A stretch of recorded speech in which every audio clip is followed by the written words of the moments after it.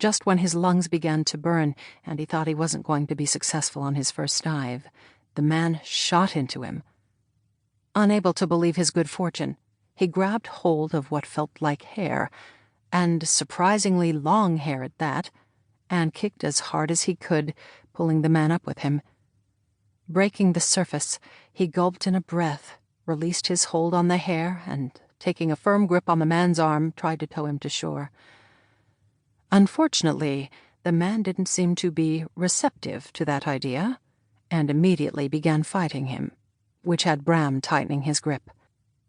"Stop trying to drown me," he heard the man rasp, in an unexpectedly high voice between bobs of his head lifting and sinking through the water.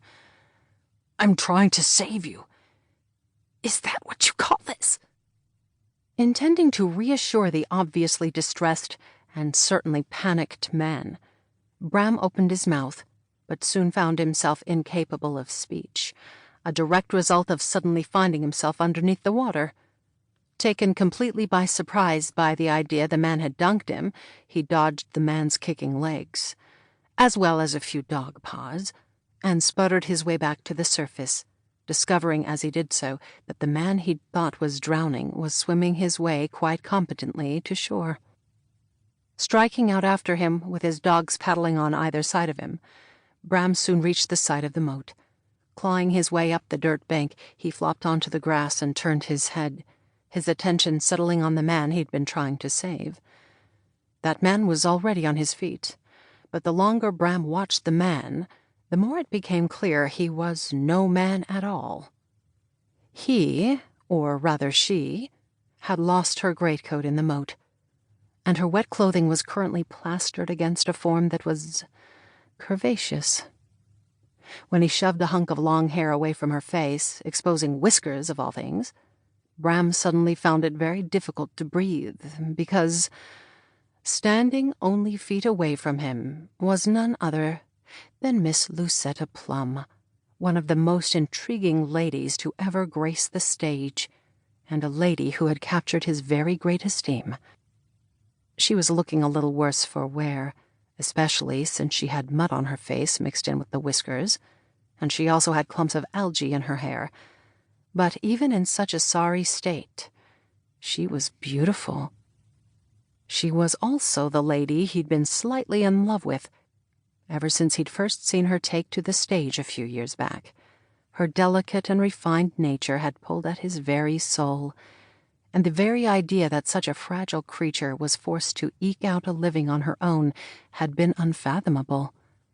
That was what had prompted Bram to set into motion ways to improve Miss Plum's circumstance in life.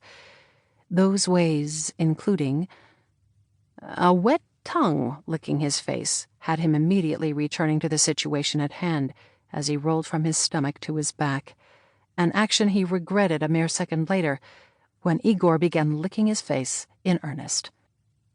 "Thank you, Igor, but that'll be quite enough of that." He was not surprised when his dog gave him a few more licks before he finally abandoned his task, ambling a mere foot away before he began shaking out his fur, the shaking sending water flying Bram's way. Pushing to his feet in an effort to avoid some of the water, Bram gave his wet and distinctly smelly dog a pat before he straightened, his breath becoming lodged in his throat when Miss Plum began walking toward him. Regret settled in as the thought struck him that there was really no way to avoid finally making her acquaintance, even while smelling much like his dog. Summoning up a smile, he was about to offer her a greeting when a trace of smoke coming from one of the castle towers captured his attention. Knowing full well there was only one reasonable explanation for the smoke, he stepped toward Miss Plum just as a yell split the air. "Watch out below!"